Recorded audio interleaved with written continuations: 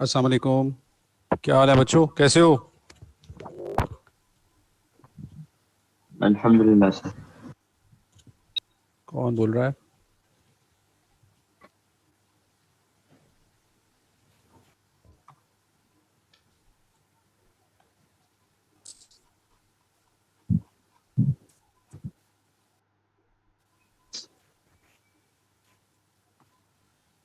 अस्सलाम वालेकुम सर जी।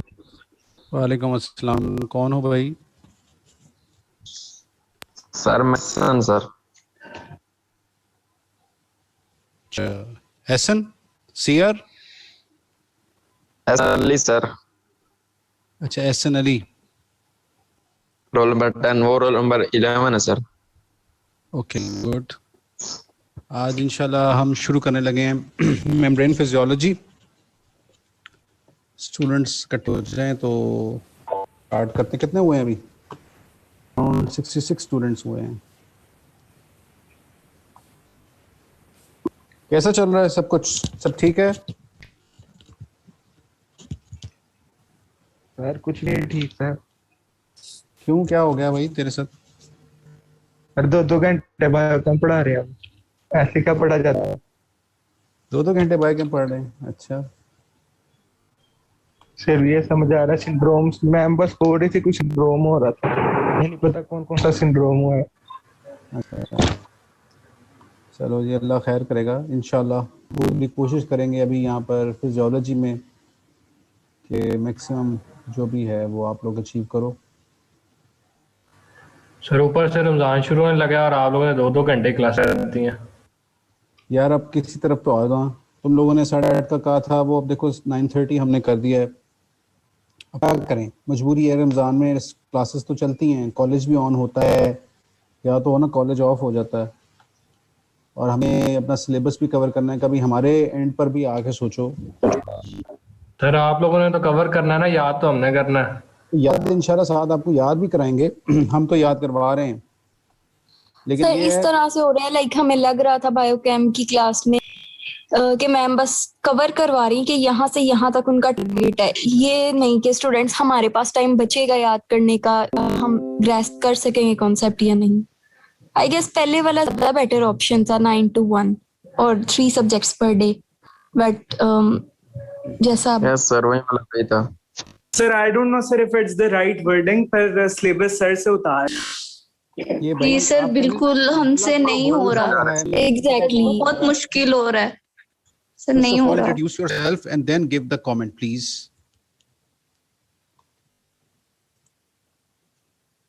कौन बोल रहा है और क्या कर रहा है, मुझे तो पता ही नहीं लग रहा।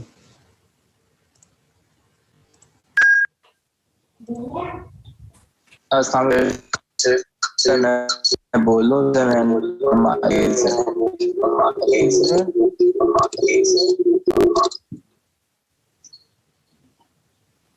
आपको मेरी आवाज क्लियर आ रही है सबको? जी सर। Sir yes sir. फिर ये आपके एंड पे हो रहा है, वो ऐसे लग रहा है कि आवाज सिग्नल ड्रॉप हो रहे हैं। CRGR on board? Yes sir. ऐसा Yes, ना sir. हो।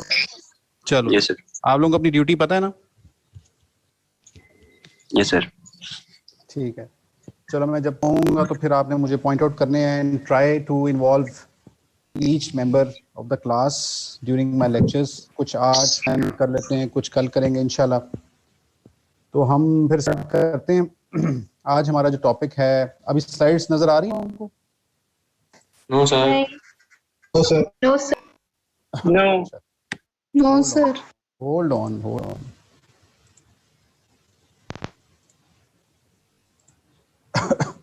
अब आ रही हैं? Yes.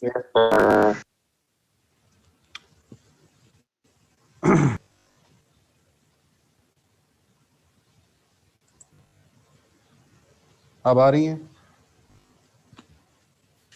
सर हम स्लाइड्स कैप्चर ना करें, आप एडिट कर देंगे ना at the end of the lecture? चलो एंड आप कोशिश करो, मेरा देखो ये मकसद होता है कि ताकि आप बुक भी फॉलो करो, दैट्स व्हाई मैं थोड़ा रिलक्टेंट होता हूँ कि मैं स्लाइड्स ना शेयर करूँ, लेकिन चलो कोई बात नहीं।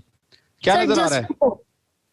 सर वीडियो जा रही है। वीडियो चल रही है, न्यूरॉन्स की वीडियो चल रही है। अच्छा, कितने पार्टिसिपेंट्स हो गए जी CR?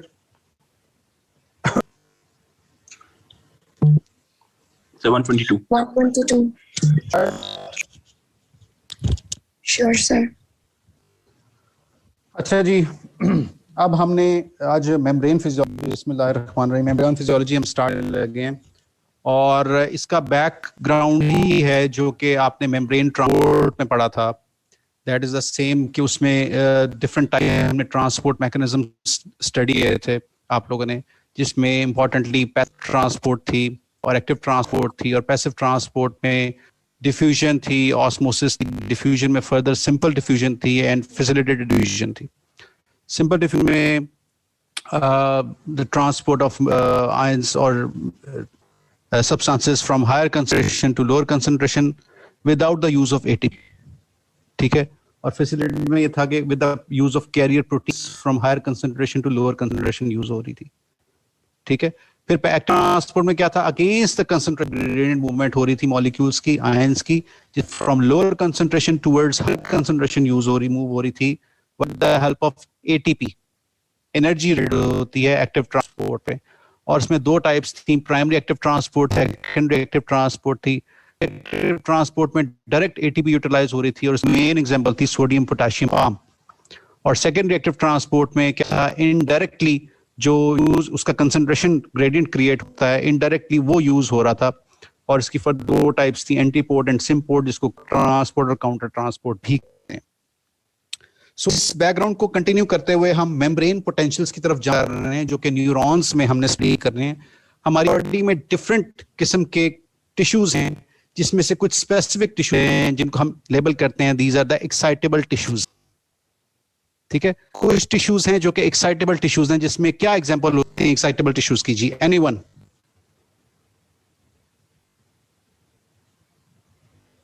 Sir muscles.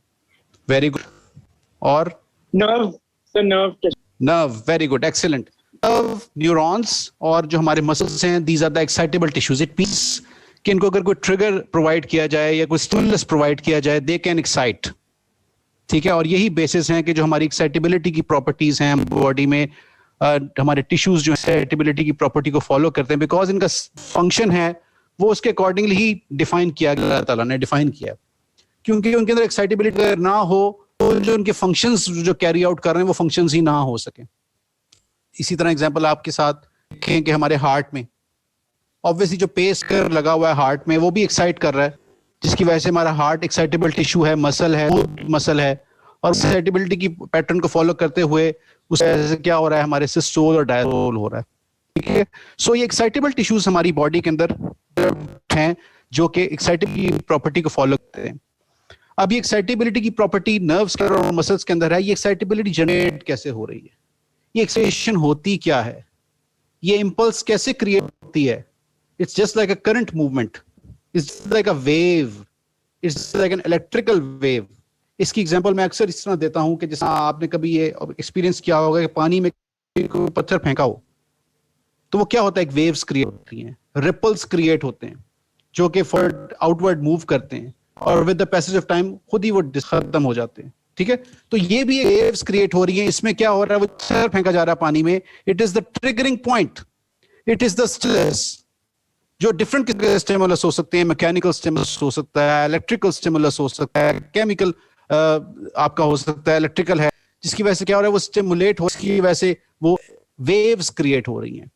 और वो वेव्स किधर क्रिएट हो रही हैं, वेव्स वहां मूव कर रही हैं, waves tissue to tissue move कर रही हैं, वो न्यूरॉन्स के अंदर मूव कर रही हैं, वो मसल्स के अंदर मूव कर रही हैं, ठीक है। जैसे फॉर एग्जांपल हमें कोई चीज हमें टच करती है हाथ पे, हम फौरन अपना हाथ पीछे कर लेते हैं। ये कैसे हो रहा है? एकदम हम किसी गर्म चीज को हाथ लगाते हैं, हम फौरन हाथ पीछे कर लेते हैं। ये कैसे मुमकिन हुआ? हम किसी चीज को करंट का, इलेक्ट्रिसिटी का काम कर रहे हैं, हमें फटाफट करंट लगा है, फटाफट हाथ अपना विड्रॉ कर लेते हैं। ये कैसे मुमकिन हुआ? How it is possible with in micro seconds? क्या हुआ? वो जो वहां पर स्टिमुलस है, जो ब्लंट चीज लग रही है या गर्म चीज लग रही है या कोई इलेक्ट्रिक शॉक आपको वहां पे हुआ है, वो लगा है, वो क्या होता है? माइक्रो सेकंड्स में एक वेव की फॉर्म में वेव क्रिएट होती है और वेव की फॉर्म ब्रेन में सिग्नल जाता है।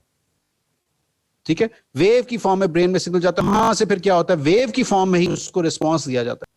आप लोगों को आइडिया होगा सेंसरी न्यूरॉन्स का, आपको आइडिया होगा मोटर न्यूरॉन्स का, एक रिफ्लेक्स आर्क होती है, उसका भी आइडिया आपको भी होगा। सो ये न्यूरॉन्स के अंदर आपकी सबसे पहले जो रिसेप्टर्स होते हैं उसको करते हैं और वहां से न्यूरॉनल एक्टिविटी इनिशिएट होती है सेंसरी सिस्टम से, हमारे ब्रेन में जाती है और ब्रेन से फिर क्या हुआ? ये सिग्नल जो मैसेज कन्वे हो रहा है, ये क्या हो रहा है? ये बिल्कुल जिस तरह आपको नजर आ रहा है इसी तरह ये वेव्स क्रिएट होती हैं। इलेक्ट्रिकल करंट्स मूव करते हैं विद इन माइक्रो सेकंड्स। अब इलेक्ट्रिकल करंट्स जो मूव कर रहे हैं, इसकी हमने स्टडी करनी है कि ये क्यों मूव कर रहे हैं, ऐसी क्या उसके माइक्रो लेवल पे क्या चीज हो रही है जो वेव क्रिएट होती है, वो इंपल्स क्रिएट होती है, उसमें आयंस का क्या रोल है, उसमें सोडियम का क्या रोल है, उसमें हमारे जो ट्रांसपोर्ट चैनल्स थे, मैकेनिज्म्स थे, उनका क्या रोल है, ये हमने स्टडी करना है। तो ऑब्वियसली जिसको स्टडी कर रहे होंगे तो हम सोडियम आयंस को डिस्कस करेंगे, हम पोटेशियम आयंस को डिस्कस करेंगे। ठीक है, सो अब आपको थोड़ी सी ओरिएंटेशन हुई है कि हम क्या करने जा रहे हैं? जी प्लीज, एनीवन? जी सर।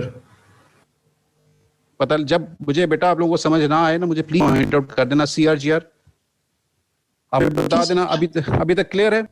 हम आगे मूव करें? Yes, sir. Yes, sir. सो आपको बेसिस पता लग गई है। बेसिस में हमने ये न्यूरॉन सिग्नल्स, इंपल्सेस कैसे ट्रेवल कर रही हैं, उनको स्टडी करना और उनकी माइक्रो लेवल पे हम देखेंगे कि कैसे वो काम कर रहा है। ठीक है, सो ये मेम्ब्रेन पोटेंशियल हम लोग डिस्कस करने लगे, ऑब्वियसली न्यूरॉन्स की डिस्कशन हम करेंगे। सो नर्व इंपल्स क्या है? जी किसी को पॉइंट आउट कर दें प्लीज। Zawar Ahmed. जी सवार। सर रीडिंग करूं या बताऊं? जी मुझे ये रीडिंग करते हैं, फिर हम इसको डिस्कस करते हैं। nerve impulse.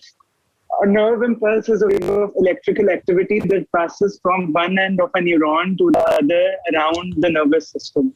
सो इम्पल्स, जिस तरह मैंने शुरू में इनिशियली जो मैंने इसका स्टार्ट किया है, इंट्रो आप लोगों को दिया है, उसमें बेसिकली यही मैंने बताया कि इम्पल्स जो होती है, नर्व इम्पल्स क्या है? It's a wave of electrical activity. जिस तरह पानी में वो वेव क्रिएट हो रही थी, वो रिपल क्रिएट हो रहा था, आप लोगों को आइडिया होगा रिपल्स का। तो वो जिस तरह वेव्स क्रिएट होती हैं, इसी हमारे नर्वस सिस्टम के अंदर, न्यूरॉन्स के अंदर भी ये इंपल्सेस क्रिएट होती हैं, वेव्स क्रिएट होती हैं, इलेक्ट्रिकल वेव्स क्रिएट होती हैं और इनको हम लेबल करते हैं कि नर्व इम्पल्स हैं। और ये नर्व इम्पल्स जो कि इलेक्ट्रिकल एक्टिविटी है, ये एक न्यूरॉन से दूसरे न्यूरॉन पे जंप करती है और वो अल्टीमेटली सिग्नल जो होती है वो ब्रेन तक पहुंचता है। ब्रेन को फिर पता लगता है कि क्या हुआ, कैसा सिग्नल आया, उसके अकॉर्डिंगली फिर वो रिस्पॉन्ड करता है। रिस्पॉन्स जो मोटर न्यूरॉन्स होते हैं उसके दो एस्पेक्ट्स होते हैं, या वो नर्व्स को इनर्वेट करते हैं या वो मसल्स को इनर्वेट करते हैं। जब मसल को इनर्वेट करते हैं तो फटाफट हमारे मसल्स एक्टिवेट होते हैं और आप अपना हाथ पीछे कर लेते हैं।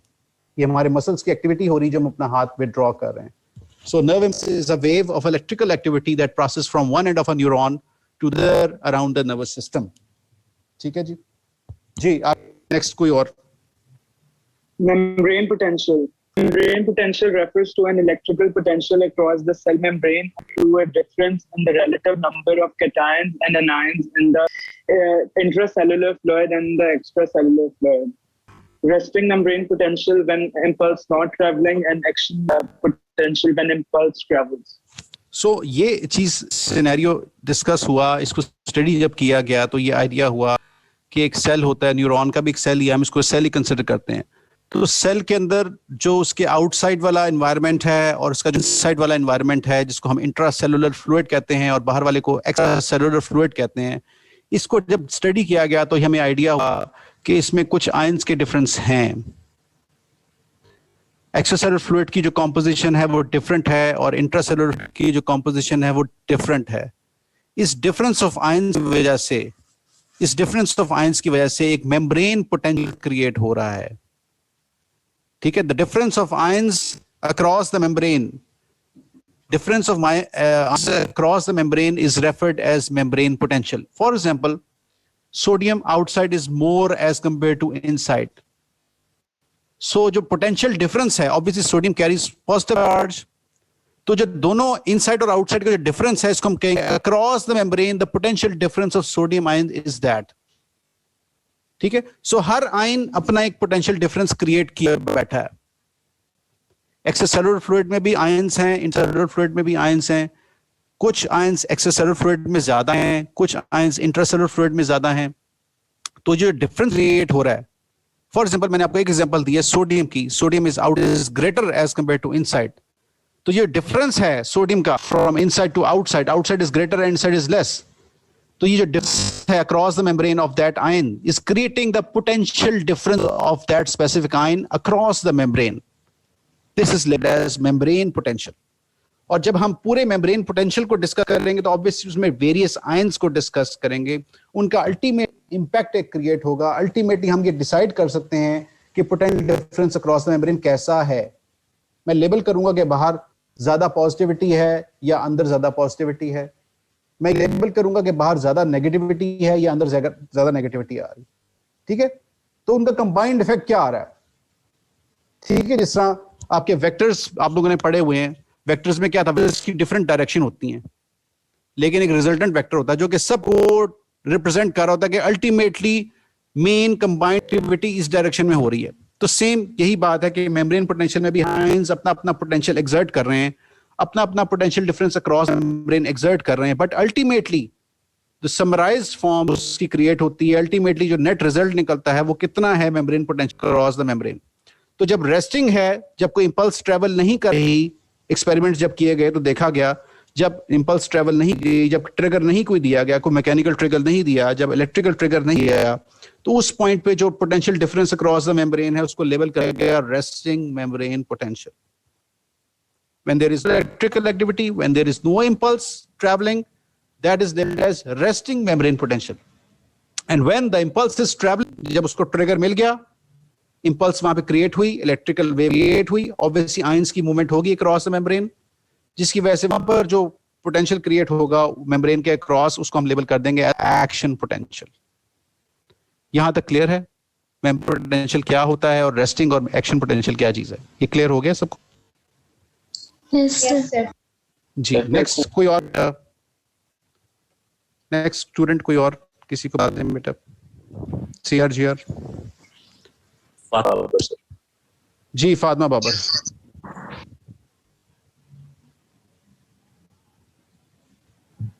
Sir. हेलो. Hello. जी, फातिमा बाबर देयर.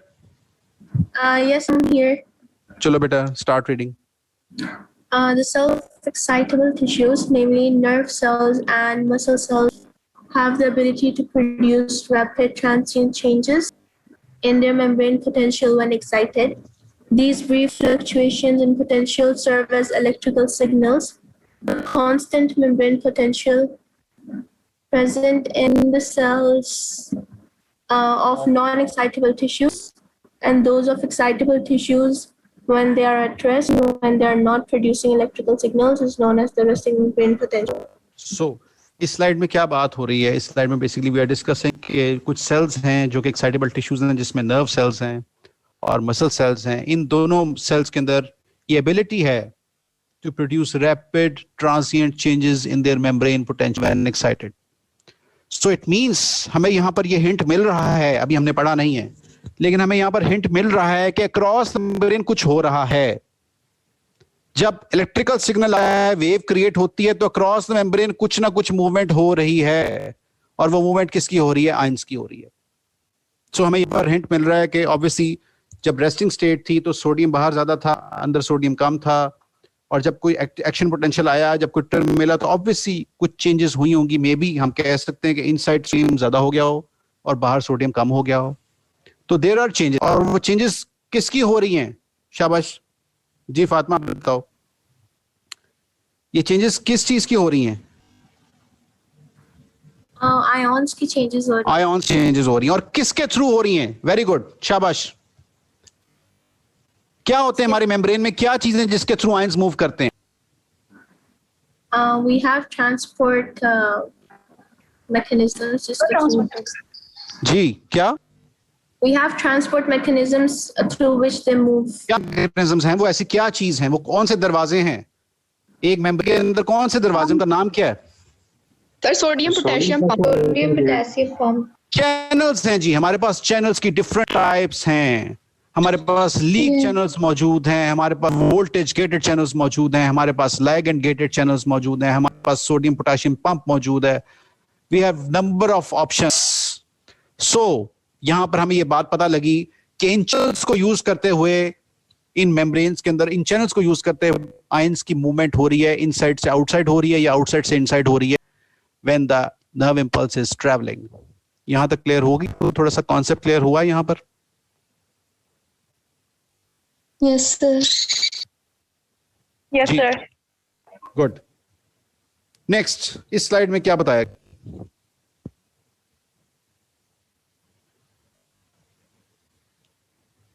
जी शाबाश। कंसंट्रेशन ऑफ डिवीजन बताइए आयंस की कि ईसीएफ में कौन सा ज्यादा है और आईसीएफ में कौन सा है। ठीक है, वेरी गुड।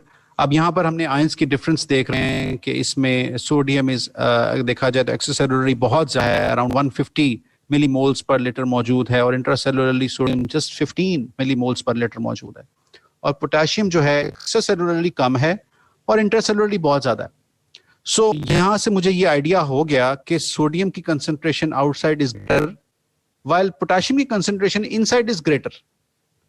और इन दोनों का कोई डिफरेंस तो क्रिएट हो रहा है, सोडियम बाहर ज्यादा है अंदर में, तो इट मींस कि जो सोडियम का पोटेंशियल डिफरेंस होगा अक्रॉस द मेम्ब्रेन उसकी कुछ वैल्यू होगी।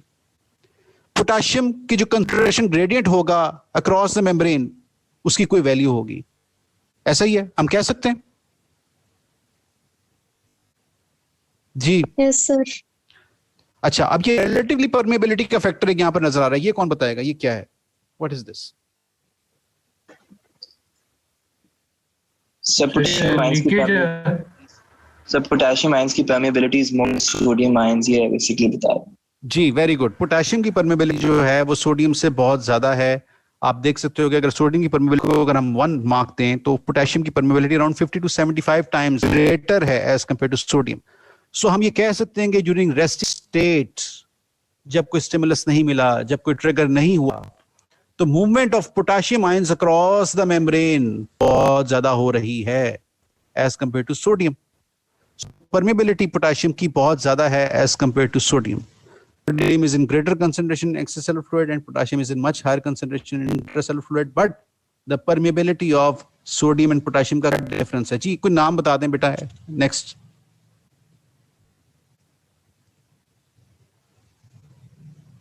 फखर सुल्तान।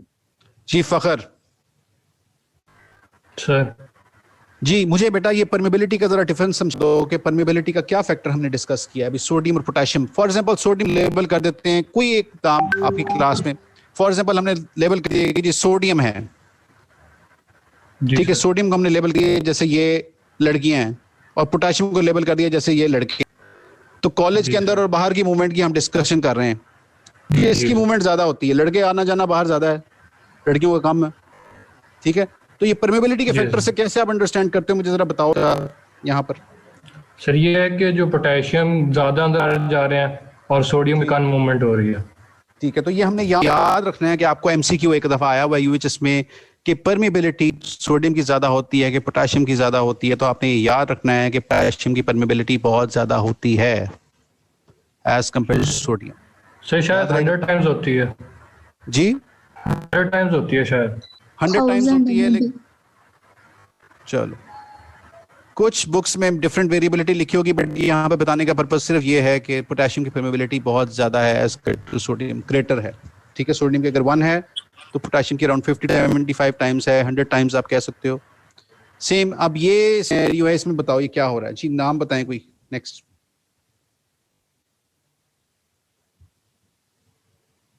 नेक्स्ट नेम बेटा। जी सर रहमीन सर। जी रहमीन। सर इसमें ये बता रहे हैं कि जो सेल की बाहरी सरफेस होगी, मेम्ब्रेन की आउटर सरफेस, वहां पे पॉजिटिव चार्ज ज्यादा होगा और अंदर नेगेटिव चार्ज ज्यादा होगा। ठीक है, अब इसमें थोड़ा सा डिस्कस इस तरह किया है कि एक्स्ट्रासेलुलर फ्लूइड भी मौजूद है और सेल के अंदर इंटरसेलुलर फ्लूइड, ऑब्वियसली आयंस की जो चार्जेस हैं, आयंस की वेरिएबल उसके डिस्ट्रीब्यूशन है। आप देख सकते हो एक्स्ट्रासेलुलर फ्लूइड में भी पॉजिटिव चार्ज भी मौजूद हैं, नेगेटिव चार्ज मौजूद हैं, और इनसाइड भी इंटरसेलुलर फ्लूइड में भी नेगेटिव चार्ज भी मौजूद है और पॉजिटिव चार्ज भी मौजूद है। लेकिन इन दोनों का जो डिफरेंस देखा गया, जिससे मैं रिजल्टेंट वेक्टर वाली बात कर रहा था, तो रिजल्टेंट इफेक्ट जो आ रहा है ड्यूरिंग रेस्टिंग स्टेज, जब कोई नर्व इंपल्स ट्रेवल नहीं कर रही, जब कोई इलेक्ट्रिकल वेव ट्रेवल नहीं कर रही, जब कोई ट्रिगर नहीं मिला, आप बैठे हुए कुछ आपको फील नहीं हो रहा, तो उस सिनेरियो में हमने देखा गया कि आउटसाइड ऑफ द मेम्ब्रेन जो कि एक्स्ट्रासेलुलर फ्लूइड की तरफ है, it is positively charged while inside of the membrane is negatively charged. अभी इस पॉइंट पे कॉन्टिन्यूस मूवमेंट हो रही है, सोडियम के लीक चैनल्स भी काम कर रहे हैं, वहां पर भी उसकी मूवमेंट भी हो रही है सोडियम की।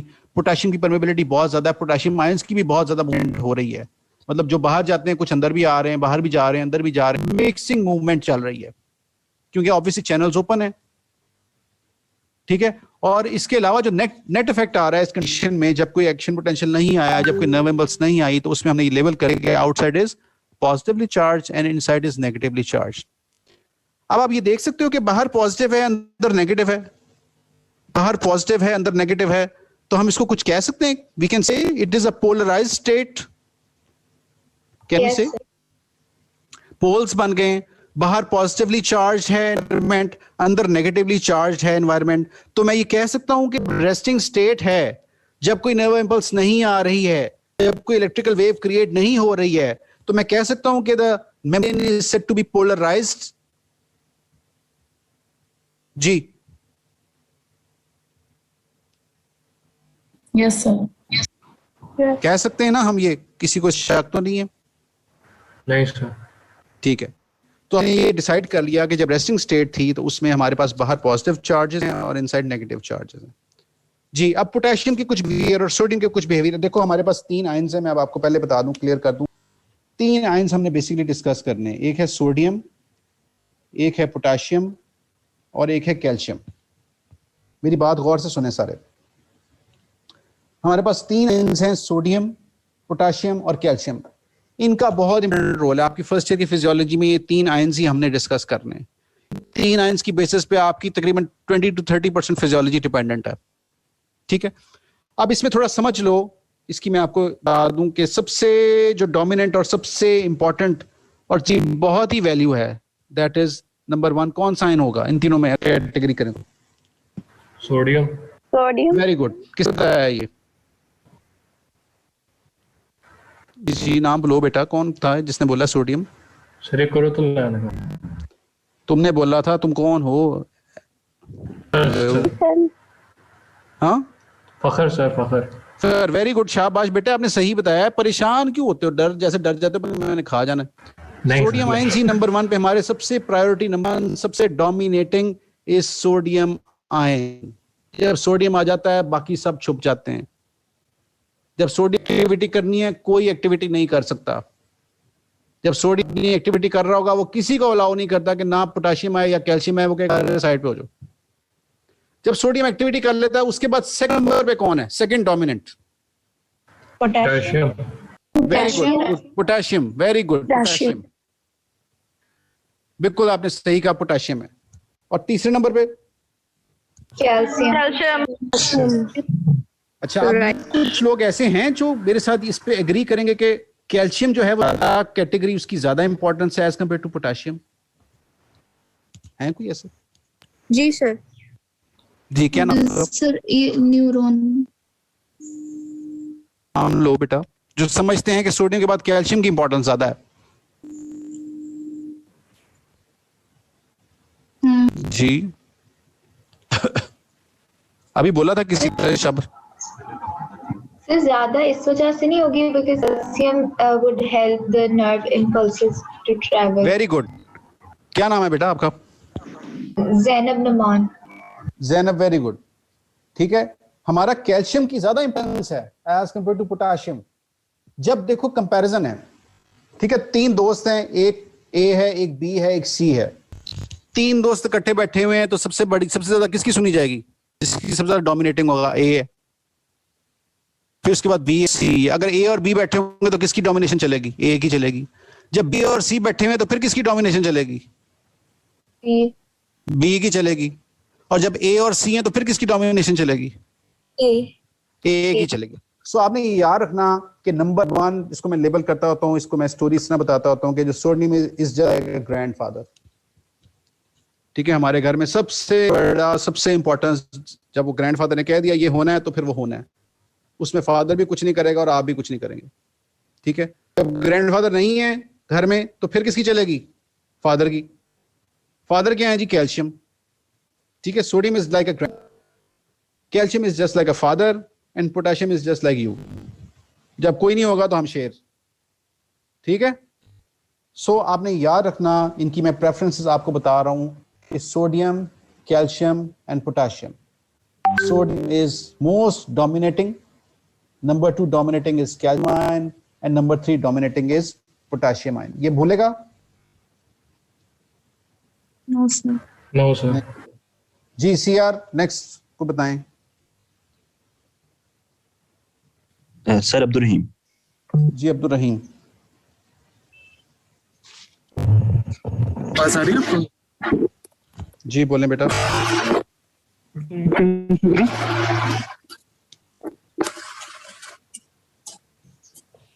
सर कहना शुरू करूं? जी बेटा रीड करें please. It is usually much easier for operation than for sodium to get through the membrane because typically the membrane has many more channels open for passive potassium traffic than for passive sodium traffic across the membrane. Resisting potential in the nerve cell, the membrane is about 50 to 75 times more able to potassium than sodium. जी CR ने कोई नई बात पढ़ी इसमें कि पुरानी वाली बात ही थी? जी सीआर पुरानी बात। ये क्या है पुरानी बात, जरा हमें बता दें। सर हमने पढ़ा कि जो पास करना है वो ज्यादा इजी है, उसकी परमेबिलिटी ज्यादा चाहिए सर। और सर ये हमने उसमें पढ़ा था जब हम पीछे सेल का क्या उसमें मैंने पढ़ा था कि ज्यादा परमेबिलिटी। आज भी मैंने पढ़ाया है, आज भी मैंने पढ़ाया है और उसमें मैंने बताया है 50 to 75 टाइम्स मोर परमेबल है। जी 50 to 75 मोर परमेबल है potassium as compare to sodium. ठीक है, और डोमिनेंसी की बात अगर करें तो फिर वो क्या है? कौन है? सोडियम सबसे डोमिनेंट है। सोडियम डोमिनेटिंग सोडियम है, उसके बाद कैल्शियम सर। कैल्शियम है और उसके बाद एंड पर पोटेशियम सर। पोटेशियम है। चलो जी गुड, ठीक है जी। अब ये कोई नेक्स्ट नाम जी आर आप बताएं, किसी को रिकमेंड करें। अबीरा जावेद। जी अबीरा।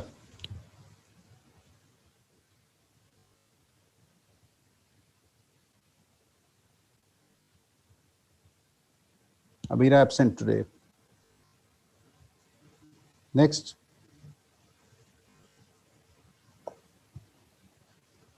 Next पे नाम कोई।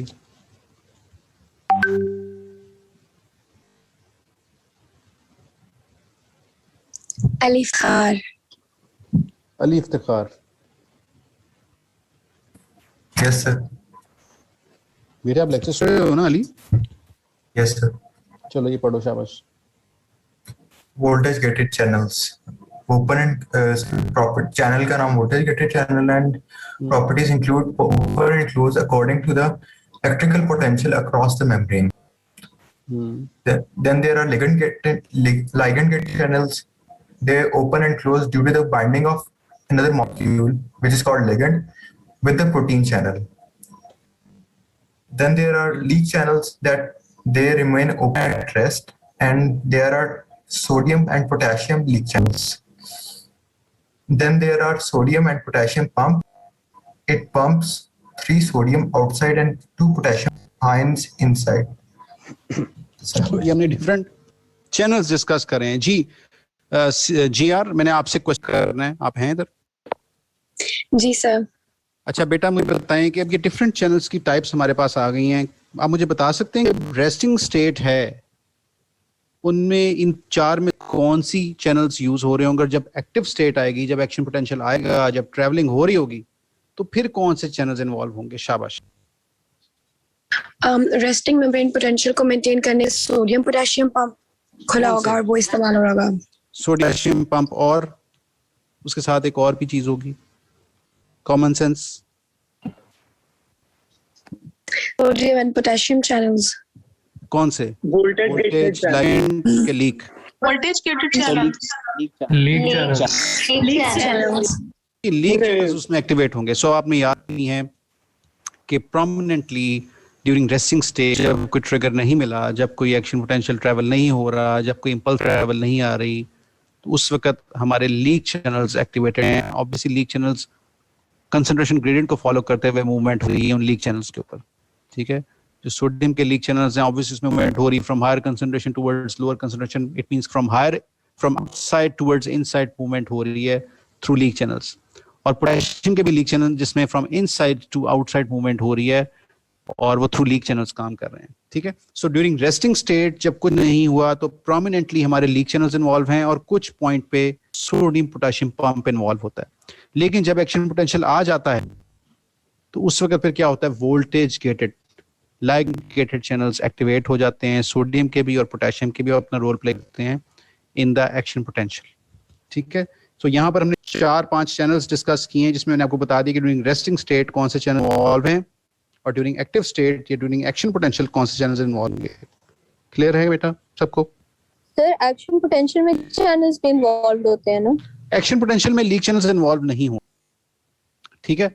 लीक चैनल्स समझ लो कि मेन जो प्रोमिनेंट इफेक्ट है वो सिर्फ रेस्टिंग स्टेट में ही काम कर रहा है। जब एक्शन पोटेंशियल की फेजेस आएंगी तो उस वक्त क्या एक्टिविटी होगी, उसमें क्या उसके सारा स्टेप्स क्या हैं वो मैं आपको अभी वो आपको आइडिया हो जाएगा। जब उसकी एक्टिविटी हो रही होती है वोल्टेज गेटेड चैनल्स एक्टिवेट होते हैं, लाइगेंड गेटेड चैनल्स एक्टिवेट होते हैं। जब वो एक्टिविटी हो रही होती है तो फिर ये चैनल्स जो होते हैं इनको हम कंसिडर नहीं करते। ऑब्वियसली लीक चैनल्स माइल्ड सी एक्टिविटी होगी जरूर, लेकिन प्रोमिनेंटली उसमें आपके वोल्टेज गेटेड चैनल्स इन्वॉल्व होते हैं during action potential. Excuse me sir, leak channels basically resting membrane potential को मेंटेन करने के लिए होते हैं।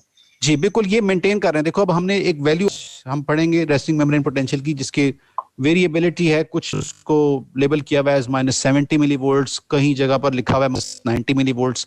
तो ये रेस्टिंग स्टेट पे रेस्टिंग कंडीशन में जब आपको कोई ट्रिगर नहीं है, कोई स्टिमुलस नहीं है, तो उस वक्त मेम्ब्रेन को हम एक स्पेशलाइज्ड इंस्ट्रूमेंट से चेक करते हैं जिसका नाम है कैथोड रे ऑसिलोस्कोप। उस कैथोड रे से ऑसिलोस्कोप से जब मेम्ब्रेन को हम टच करके देखते हैं दोनों एंड्स पे, तो उस पॉइंट पे हमें एक रीडिंग आती है और कैलकुलेशंस भी हैं कुछ। अभी मैं आपको थ्योरम्स भी सॉल्व करवाऊंगा, जिस तरह मैथ्स के थ्योरम्स होते थे ना, हमने प्रूव करना होता था ये इसके इक्वल है तो ये इसके इक्वल है, तो वो प्रूव करके देखेंगे तो उससे हमें एक वैल्यू मिलती है दैट इज -70 और -90 मिलीवोल्ट। तो ड्यूरिंग रेस्टिंग स्टेट ये जो आयंस की मूवमेंट हो रही है थ्रू लीक चैनल्स, जिसकी वजह से potential difference specific ions create होता है, उसकी वजह से एक वैल्यू क्रिएट है जिसको हम -90 मिलीवोल्ट कहते हैं या जिसको हम रेस्टिंग मेम्ब्रेन पोटेंशियल का भी नाम देते हैं। तो जब एक्शन पोटेंशियल आता है तो ऑब्वियसली फिर चेंजेस आती हैं, वो हम इंशाल्लाह आगे पढ़ने जा रहे हैं, आपको क्लियर हो जाएगा। जी ये क्या है, अब इसमें क्या है? शाबाश जी, कौन बताएगा? Sir sodium potassium leak channels और सोडियम पोटेशियम पंप। तो मैं ये क्या कहता हूँ, बेसिकली रेस्टिंग स्टेट दिखाई है। वेरी गुड, शाबाश। कौन ये? Zainab, very good, excellent. ये बेसिकली रेस्टिंग स्टेट ही रिप्रेजेंट की गई है और इससे हमें हिंट क्या मिल रहा है, और इसमें आपको कुछ चार्जेस भी नजर आ रहे हैं, पॉजिटिव नेगेटिव भी नजर आ रहा है। हाँ पॉजिटिव सर तीन सोडियम आ रहे हैं और पॉजिटिव चार्ज है against the concentration gradient move कर रहे हैं। स्टेट में आप सोडियम पोटेशियम पंप भी इन्वॉल्व है, आपका सोडियम के लीक चैनल्स भी इन्वॉल्व हैं और पोटेशियम के लीक चैनल्स भी इन्वॉल्व हैं। अब सोडियम के लीक चैनल्स जो इन्वॉल्व हैं उसमें क्या वो शो कर रहे हैं, आउटसाइड सोडियम ज्यादा है तो from outside towards inside move हो रही है इन लीक चैनल्स के थ्रू डिफ्यूजन की प्रॉपर्टी को फॉलो करते हुए, और पोटेशियम इनसाइड ज्यादा है बाहर कम है, इनसाइड से आउटसाइड मूव हो रही है, कंसंट्रेशन ग्रेडियंट हायर से लोअर में जा रही है, डिफ्यूजन की प्रॉपर्टी को फॉलो करते पोटेशियम की डिफ्यूजन हो रही है। और इसके अलावा सोडियम पोटेशियम है जो कि उसको काउंटर सपोर्ट करते हैं, उसको इम्प्रूव मेंटेन करते हैं जो वैल्यू है। और इस कंडीशन के अंदर आप देख सकते हो कि आउटसाइड इज पॉजिटिवली चार्ज, एक पॉजिटिव का साइन नजर आ रहा है, और इनसाइड इज नेगेटिवली चार्ज, जो कि हम पहले भी हम ये बात प्रूव कर चुके हैं। जो नेट इफेक्ट आ रहा है आउटसाइड इज पॉजिटिवली चार्ज और नेट इफेक्ट इनसाइड आ रहा है दैट इज नेगेटिवली चार्ज। और हमने ये भी लेबल किया था कि during this stage the membrane is said to be dash what Polarized. Very good. Excellent. The membrane is said to be polarized during resting state when there is no nerve impulse or electrical signal is traveling through a neuron. ठीक है? So outside is positively charged. ये आपने rule 1 याद रखना है कि outside is positively charged, inside is negatively charged, and during resting state, leak channels are prominently involved. जिसमें sodium के लीक चैनल्स हैं, पोटेशियम के लीक चैनल्स. ठीक है, इसको अभी हम जाके देखते हैं. जी, ये क्या है? What is this? Binding sites दिखाइए कि सोडियम पोटेशियम पंप के ऊपर इनसाइड पे 3 बाइंडिंग साइट्स होती है फॉर सोडियम और बाहर 2 बाइंडिंग साइट्स होती हैं फॉर पोटेशियम. सो ये हमारे पास सोडियम पोटेशियम पंप है और इसमें आप देख सकते हो कि एक एटीपी मॉलिक्यूल यूज हो रहा है और against the concentration gradient movement हो रही है. आउटसाइड ऑब्वियसली सोडियम ज्यादा था, इनसाइड सोडियम कम होता है, लेकिन आप देखो कि from lower concentration towards higher concentration sodium move कर रहा है and from lower concentration of potassium it is moving towards its higher concentration. So it is an example of primary active transport with the use of direct ATP molecules. तो ये भी हमारे वहाँ पर sodium potassium pump भी involve है उसमें. सो अब ये एंटीपोर्ट की एग्जांपल है. एंटीपोर्ट की एग्जांपल नहीं है बेटा. देखो सिमपोर्ट और एंटीपोर्ट इज जस्ट आपकी वो 3 सेकेंडरी एक्टिव ट्रांसपोर्ट के अंदर होती है. ठीक है, सेकेंडरी एक्टिव ट्रांसपोर्ट के अंदर होती है. उसमें सिमपोर्ट दोनों डायरेक्ट सेम होती है, मतलब एक जो मूवमेंट हो रही है उसके रिस्पांस में दूसरी मूवमेंट हो रही है. That is secondary active transport. ठीक है, जब एक मूवमेंट फ्रॉम आउटसाइड से इनसाइड हो रही है और जो उसके इफेक्ट से मूवमेंट हो रही है वो भी बाहर से अंदर हो रही है, तो दोनों का प्लेन सेम है, दोनों का चैनल सेम है. That is called as symport. जब ये होगा कि एक मूवमेंट प्राइमरी मूवमेंट हो रही है फ्रॉम आउटसाइड टू इनसाइड हो रही है और उसके रिजल्ट में जो रिस्पांस हो रहा है उस कंसंट्रेशन ग्रेडियंट की वजह से इनसाइड टू आउटसाइड मूवमेंट हो रही है, दैट इज एंटीपोर्ट. ठीक है, ये काउंटर ट्रांसपोर्ट आपकी सेकेंडरी एक्टिव ट्रांसपोर्ट की एग्जांपल्स हैं. This is the example of primary active transport जिसमें डायरेक्ट एटीपी यूज हो रही है. ठीक है सर, अगर और से देखें तो जिस तरह ही एटीपी अटैच होता है उसका चेंज हो जाती है binding side. Binding side change हो रही है. क्या चेंज हो रहा है? ये देखिएगा अभी एक पोटेशियम की बाइंडिंग साइड चेंज हो रही है.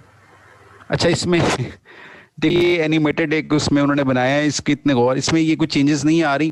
ऑब्वियसली मॉडिफिकेशन होती होगी, लेकिन ये कि आपको सिर्फ जो आपके लेवल को याद रखने का सिर्फ ये है कि sodium potassium pump is the example primary active transport जिसमें सोडियम आयंस की movement against the concentration gradient हो रही हैं. 3 sodium ions from inside to outside move कर रहे हैं और 2 sodium ions from outside to inside move कर रहे हैं with the direct use of ATP. It is primary active transport. That's it. ठीक है, ओके सर. चलो नेक्स्ट जी. अब ये क्या है? अब इसमें कुछ फिल इन द ब्लैंक्स हैं. कोई बच्चा मेरे साथ इन्वॉल्व होना चाहता है? मुझे बताए. एनी स्टूडेंट बेटा किसको रिकमेंड करें? सीआर जुनैरा. जी जुनैरा. यस सर, रीड करना है. जी रीड. इसमें क्या करोगी मुझे बताओ? इसमें रीड करने वाली कोई बात है? नहीं, बताया गया. इसमें देखो न्यूरोनल सेल मेम्ब्रेन है, ये आउटसाइड एक्स्ट्रासेलुलर फ्लूइड है और इनसाइड आउटसाइड एक्स्ट्रासेलुलर फ्लूइड है, इनसाइड इंट्रासेलुलर फ्लूइड है. Outside sodium is high, higher, and inside potassium is low. And inside is sodium is low, potassium is high. Yes, and proteins are additional effect क्या है inside? Proteins are present in the cellular fluid. Proteins are present and proteins are negatively charged, which is the main reason of negativity inside cell membrane. Yes. ठीक है. So ये effects की वजह से क्या हुआ?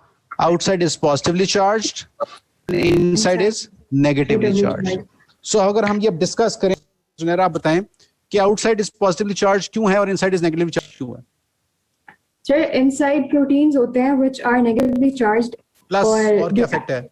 और होता है कि इसमें sodium ions inside are low, that's why they contribute to negativity of. So sodium, low quantity of sodium plus the negatively charged proteins are responsible for negativity inside the cell membrane. Yes. While outside is sodium is high and no proteins are involved, that's why outside is positively charged. Okay.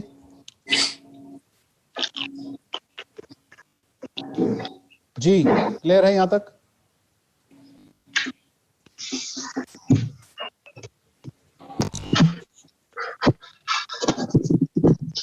क्या हो? Hello CR, CR क्या हो गया? कुछ नहीं sir. इतनी खामोशी क्यों है? हैं? 1 घंटे बाद टेस्ट है ना, इसकी वजह से। अच्छा, परेशान ना हो, घंटे बाद टेस्ट है। मैं आपको कोशिश है 2 बजे, पूरे 2 बजे तक छोड़ दूंगा, ठीक है? टेस्ट 3 बजे है। 2:30 बजे। फिर 2 बजे से पहले छोड़ दें। Yes sir. चलो एक काम करते हैं, 150 डन डील। जी 150 पे मैं छोड़ूंगा, ठीक है? Thank you.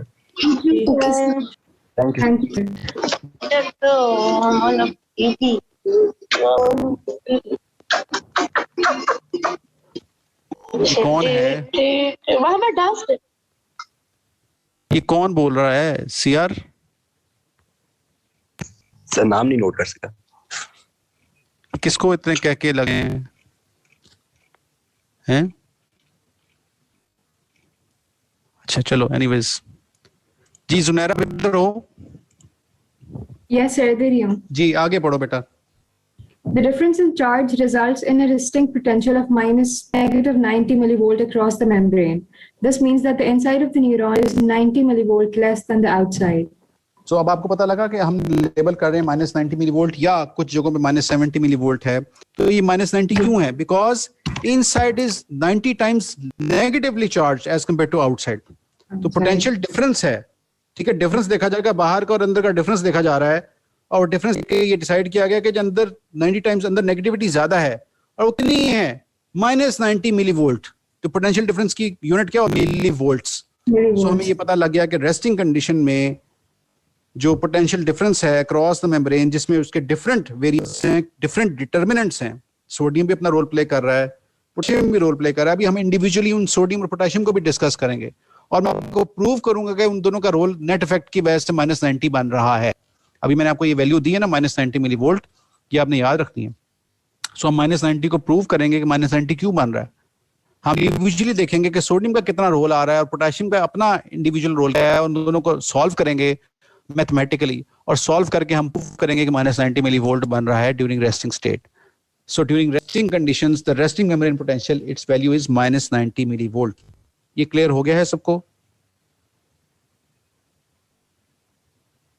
Ji yes sir. Ji next कोई नाम ले बेटा। सर सुमान। कौन? सुमान सर, सुमान। सुमान, चलो सुमान, ये भी अब वो हमने -90 का डिस्कस कर रहे थे, अब -70 का। मैं आपको जिस तरह का डिफरेंट बुक्स में कुछ -90 लिखा हुआ है, कुछ -70 लिखा हुआ है, तो आपको मेन एक कॉन्सेप्ट पता होना चाहिए कि व्हाट इज गोइंग ऑन। चलो जी बताओ, ये क्या? सर क्या रीड करो? नहीं रीडिंग है। Okay, sir. Sir, at rest, neurons have a potential across their plasma membranes, with the inside of cell negatively charged with respect to the outside. This potential is the resting membrane potential. अच्छा sir. By convention, extracellular fluid is designed as the voltage reference point. The polarity of the membrane potential is stated in terms of the line of the excess charge on the inside of the cell by comparison. For example, if the inside of the cell has an excess of negative charge and the potential difference across the membrane has a magnitude of 70 MV, we say that the membrane potential is -70 MV inside relative to outside. So, अब मुझे सुमान आप ही बताओ कि ये -70 millivolt हम resting membrane potential में 70 कहते हैं या -90 कहते हैं, क्यों कहते हैं? क्योंकि सर -70 के ऊपर सर वो नर्व जो होती हैं सर, वो नर्व इम्पल्स जो होती है सर, वो ट्रांसफर नहीं हो पाती, इसीलिए। सर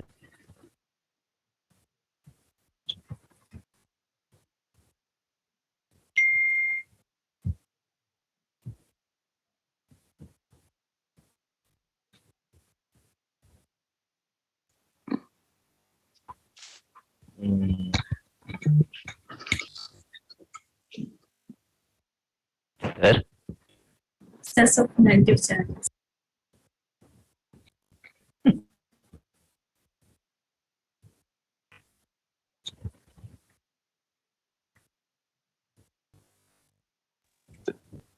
सही सुना रहे हो उस्मान, सही सुना रहे हो। मैंने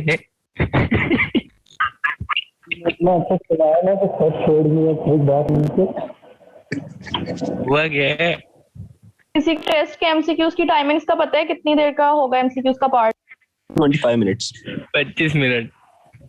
25 मिनट्स। तो सामान तो मेरे साथ करवा दी यार इसका बताना ये मुझे क्या क्या नाम नोट किया इसका? तूने सारे डरा दिए कसम से। मैंने क्या किया यार?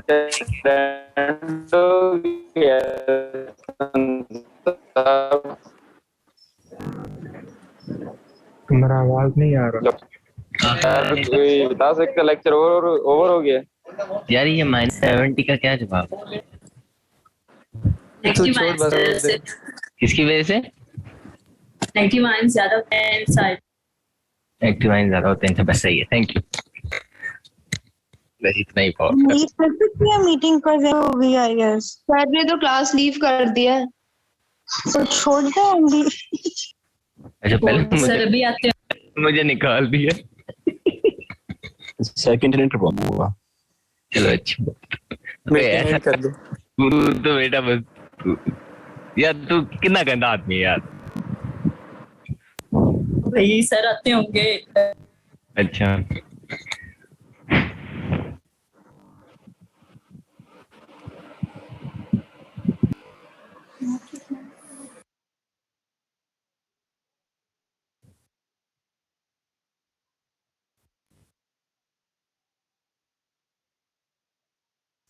सर कह रहे 2 मिनट लग जाएंगे, दोबारा ज्वाइन करें।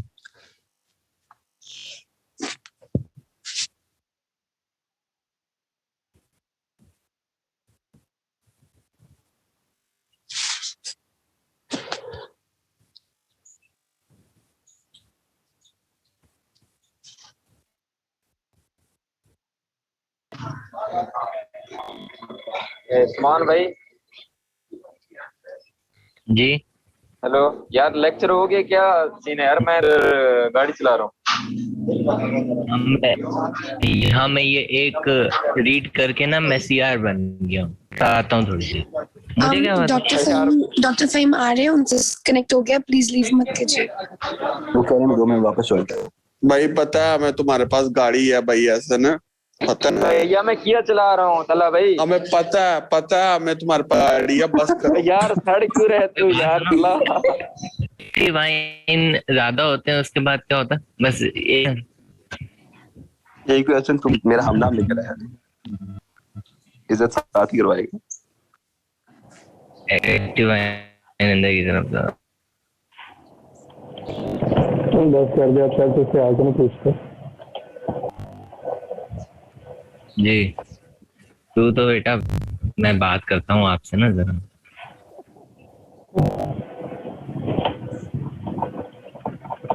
बहुत अच्छी रीडिंग करते हो आप, रोज आपसे करवानी चाहिए। यार चुप कर। असल इसको रोज बुलाया कर यार, इसको रोज नाम दो। सर वो छोड़ के चले जाया करेंगे यार।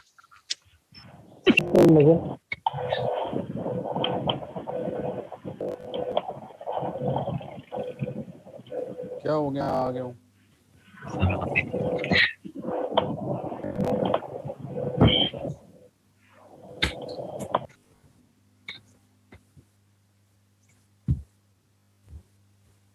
अब सर ने यार 150 की जगह 2 भी करेंगे सर, मुझे लगता। यार सर का टाइम है, सर जब मर्जी। सर ने ज्वाइन कर दिया। अच्छा जी स्लाइड्स शो बेटा। Yes sir. Yes sir. जी हम क्या बात कर रहे थे? सर आप मुझे पूछ रहे थे कि -70 से क्या क्यों होता है? -70 क्या होता है, क्यों -90 या -70 क्यों है? शाबाश सर। क्योंकि सर ये इनर साइड पे सर एक्टिव ज्यादा होता है सर, इसकी वजह से -70 होता है सर। अच्छा यस सर। ठीक है चलें। अब मैं आपको एक नया कॉन्सेप्ट बताने जा रहा हूँ बेटा। Just focus. हमने, मैं अभी आपको बता दूं कि सिर्फ हम रेस्टिंग मेम्ब्रेन पोटेंशियल वाला पार्ट ही मैं बताऊं, मैं एक्शन पोटेंशियल पे नहीं जाऊंगा। ओके, आज हम सिर्फ रेस्टिंग मेम्ब्रेन पोटेंशियल कवर करेंगे ओनली, उसके बाद मैं आपको फारिग, छुट्टी, ठीक है, क्योंकि आपका टेस्ट भी मैं एक्शन पोटेंशियल स्टार्ट नहीं करूंगा। फाइन, अच्छा जी, आपको आवाज आ रही है मेरी बेटा? जी सर। अब मैं नेक्स्ट आपको चीज जो बताने जा रहा हूं, अब आप थोड़ा सा इस चीज को विजुलाइज करना है, ठीक है? जस्ट विजुलाइज कि एक मेम्ब्रेन है, उस मेम्ब्रेन के अंदर मूवमेंट हो रही है आयंस की थ्रू लीक चैनल्स, और अभी रेस्टिंग स्टेट है। The condition is resting state and the channels are there, और इन चैनल्स आयंस की मूवमेंट हो रही है। मुझे दो तरह के चैनल्स नजर आ रहे हैं, एक है रेड कलर का चैनल नजर आ रहा है और एक ब्लू कलर का चैनल नजर आ रहा है, ठीक है? मैं रेड चैनल के पास गया हूं और मैंने जाके देखा है वहां पर रेड कलर के चैनल में, जो कि ओपन चैनल है, लीक चैनल है, उस चैनल में सोडियम आयंस की मूवमेंट हो रही है। मैंने ये ऑब्जर्व किया कि सोडियम आयंस मूवमेंट हो रही है, वो from outside to inside movement हो रही है। और मैंने ये एनालिसिस किया कि बाय द, ये किस प्रॉपर्टी को फॉलो कर रही है, ये डिफ्यूजन की प्रॉपर्टी को फॉलो करते हुए ये मूवमेंट हो रही है, ठीक है? सोडियम आयंस डिफ्यूजन की प्रॉपर्टी को फॉलो करते हुए मूवमेंट हो रही है फ्रॉम आउटसाइड टू इनसाइड।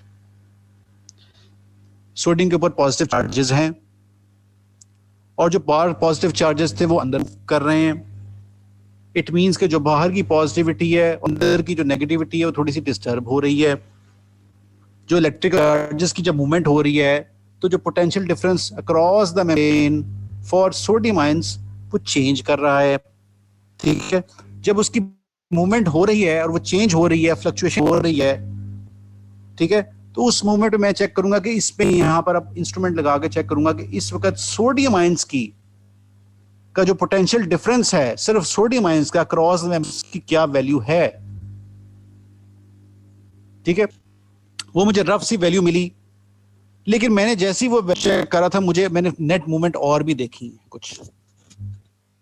मैंने नेट मूवमेंट देखी कि एक पॉइंट पे तो बड़ी एक्टिव मूवमेंट हो रही, from outside to inside movement हो रही थी सोडियम आयंस की, लेकिन पॉइंट में नोटिस करता हूं कि जो वो नेट मूवमेंट हो रही है फ्रॉम आउटसाइड टू इनसाइड वो स्लो हो गई है, वो रुक गई है, वो नहीं हो रही है।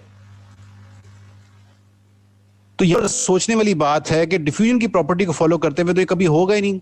From outside to inside movement होती रहनी चाहिए, चलती रहनी चाहिए। तो ये ऐसा क्या हुआ, ऐसा क्या मूवमेंट आई कि जो वो रुक गया, वो नेट स्लो हो गई है? इसको जब ऑब्जर्व किया तो मैंने देखा कि शुरू में जब इसको स्टेप ए कह देते हैं, जब मूवमेंट हो रही है, नेट मूवमेंट हो रही है, और स्टेप बी में लेबल कर देता हूं जब रुक गई है, स्लो हो गई है। ए पॉइंट पे मैं ये नोटिस करूंगा कि डिफ्यूजन की प्रॉपर्टी को फॉलो करते हुए sodium ions from higher concentration outside towards inner concentration towards lower concentration movement हो रही है, from outside to inside movement हो रही है। This is A. इसको मैंने लेबल कर दिया, किसको फॉलो कर रहा है? कंसंट्रेशन ग्रेडियंट को फॉलो कर रहा है। दूसरा मैंने ऑब्जर्व किया कि सोडियम पॉजिटिव चार्जेस हैं, जो पॉजिटिव चार्जेस अंदर कर रहे हैं और बाहर भी पॉजिटिव चार्जेस ज्यादा हैं। तो एक पॉइंट पे आगे पॉजिटिव पॉजिटिव, बाहर भी पॉजिटिव हो गया, अंदर भी पॉजिटिव हो गया। जब पॉजिटिव पॉजिटिव हो गया तो एक पॉइंट पे आगे क्या हुआ, उसको रिपेल करना शुरू कर दिया वो सोडियम आयंस को उसने। जब वो रिपेल करना शुरू कर दिया तो एक इलेक्ट्रिकल ग्रेडियंट क्रिएट हो गया across the membrane for sodium ion. इस इलेक्ट्रिकल ग्रेडियंट की वजह से नेट मूवमेंट जो है वो स्लो हो गई है, रुक गई है। तो ये ए और बी स्टेप्स को फॉलो करते हुए जब मैं इसको देखा तो मैंने लेबल किया कि this is the diffusion potential of the sodium ions. तो कह सकता हूं कि जो ए स्टेप था जिसमें कंसंट्रेशन ग्रेडियंट फॉलो करते हुए sodium ions from higher concentration towards lower concentration move कर रहे थे, that is labelled as the diffusion potential of sodium ion. And step B जिसमें इलेक्ट्रिकल ग्रेडियंट क्रिएट हो गया, पॉजिटिविटी को रिपेल करने लग गई, जिस वजह से नेट मूवमेंट रुक गई। जब नेट मूवमेंट रुक गई तो वहां पे लेवल कर दिया that is the equilibrium potential of sodium ion. उस इक्विलिब्रियम पोटेंशियल का एक दूसरा नाम भी है जिसको हम कहते हैं Nernst potential of the sodium. So step 1 और स्टेप 2 स्टेप्स में सोडियम का काम हो रहा है। पहला स्टेप क्या है? डिफ्यूजन की प्रॉपर्टी को फॉलो करते हुए, डिफ्यूजन को करते हुए from higher concentration to lower concentration gradient को फॉलो करते हुए सोडियम आयंस की मूवमेंट हो रही है। That is label as the diffusion potential of sodium ions. और स्टेप बी में क्या हुआ? केमिकल के बाद एक इलेक्ट्रिकल ग्रेडियंट भी आ गया, और इलेक्ट्रिकल ग्रेडियंट की वजह से क्या हुआ? नेट मूवमेंट सोडियम की रुक गई, जिसकी वजह से वहां पर इक्विलिब्रियम पोटेंशियल या नर्स पोटेंशियल क्रिएट हो गया। और ये नर्स पोटेंशियल जो होता है सोडियम आयंस का क्रॉस द मेम्ब्रेन, इसकी वैल्यू अगर देखी जाए, कैलकुलेट की जाए डिफरेंट इक्विपमेंट डाल के या डिफरेंट इंस्ट्रूमेंट्स के थ्रू, तो इसकी वैल्यू आती है पॉजिटिव 61 मिलीवोल्ट्स। सोडियम आयंस की कहानी समझ आ गई सबको?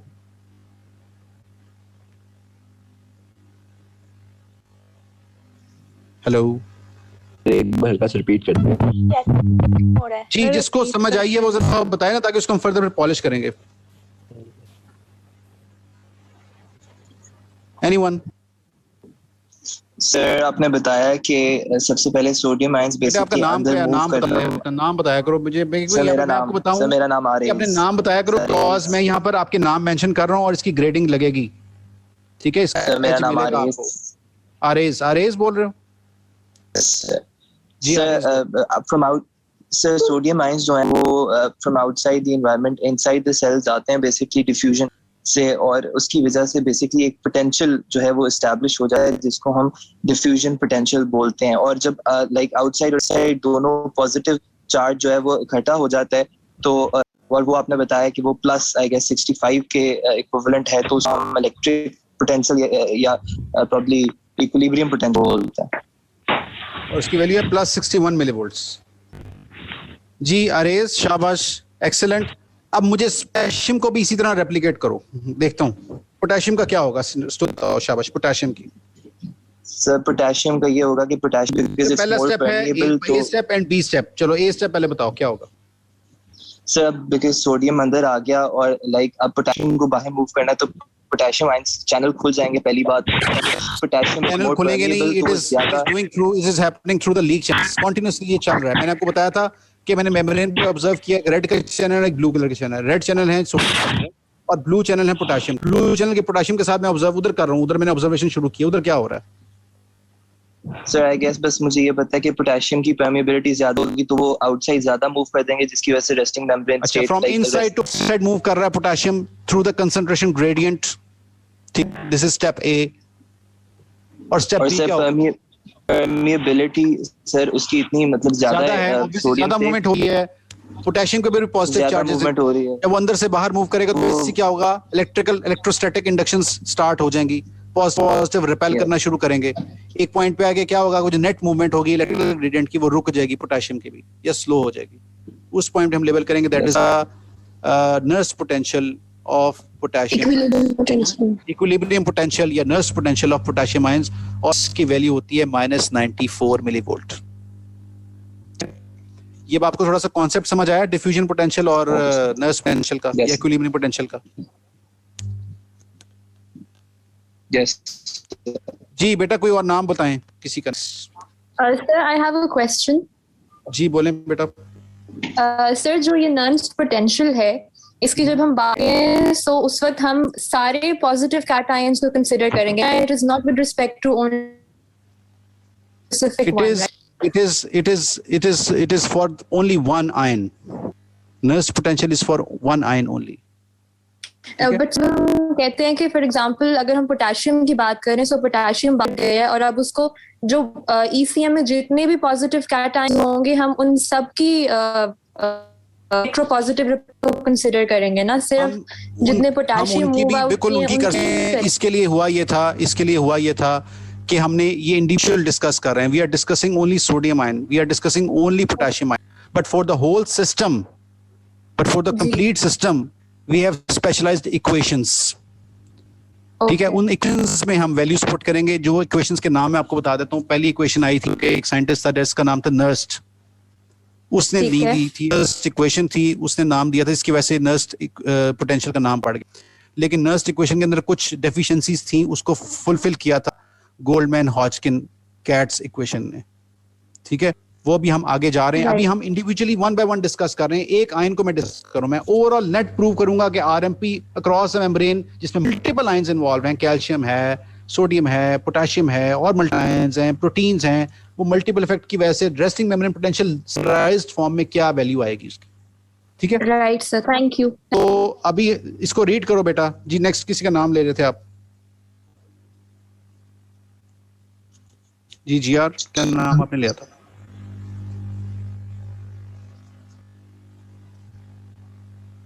No sir.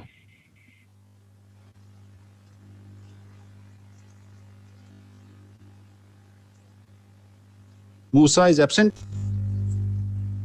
आज अबीरा एब्सेंट है और मूसा भी एब्सेंट, ऐसे ही है सर। मैं प्रेजेंट हूँ। तो नहीं, चलो मैंने अब लिख लिया था, तुम्हारा नाम काट देता हूँ। चलो पढ़ो, शाबाश पढ़ो जल्दी से। We have 10 minutes. सर ये हेडिंग्स भी पढ़नी है यार भाई, जिसने काम करना होता है ना वो काम कर लेता है ना, बातें ना किया करो, जो करना है करो, पढ़ो जल्दी से। Diffusion potential. Diffusion potential is the potential difference generated across a membrane because of two concentration difference of ion on two sides of the membrane. It can be generated only if the membrane is permeable to ion. The size of the diffusion potential depends upon the size of the concentration gradient. So diffusion potential is the potential difference generated across the membrane because of concentration difference. So यहाँ पर diffusion potential के लिए क्या main factor parameter है? That is concentration gradient. We are not talking about the electrostatic forces. We are not talking about the electrical gradient. जो चीज सिर्फ concentration gradient पे dependent है, that is the diffusion potential only. ठीक है, ये आप देखिए। मैं भी प्रेजेंट हूँ। अबीरा प्रेजेंट है, तो क्यों नहीं बोले थे आप जब आपका नाम लिया जा रहा था? जब मेरा माइक खराब हो गया था। चलो कोई बात नहीं, अब ठीक हो गया माइक। अब कहाँ से बोल रही तू? जी सर। अब कहाँ सर से? अब शिफ्ट कर लिया है ना दूसरे पे। अच्छा, दूसरे पे शिफ्ट कर लिया है ना सर। चलो अबीरा ये बताओ, ये क्या स्टोरी चल रही है सामने कहानी, जरा अब आपको समझ आ गई होगी, बताओ ये क्या है? शाबाश।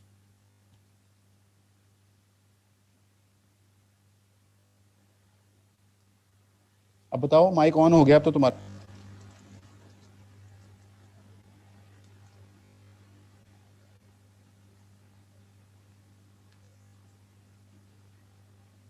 चलो तो ये समझ नहीं आई जी। कोई और bag? Anyone else? Diffusion potential के बारे में बात कर रहे हैं। देखो, डिफ्यूजन पोटेंशियल के बारे में बात हो रही है। इसमें क्या है, पोटेशियम का आप देखो कि दैट इज -94 मिलीवोल्ट और सोडियम का +61 मिलीवोल्ट है। ठीक है, ये याद रखें। अब आगे हम चलते हैं जी, आगे इसको पढ़ें, इक्विलिब्रियम पोटेंशियल। जी पढ़ो बेटा, कोई नाम बता दो।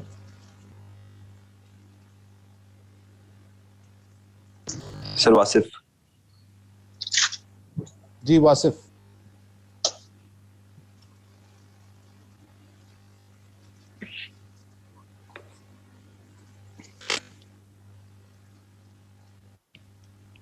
बेटा जल्दी बोल दिया करो, आप लोग पता नहीं सो रहे होते हो, क्या कर रहे होते हो। वासिफ है इधर कि नहीं है? किसी और का नाम बताओ।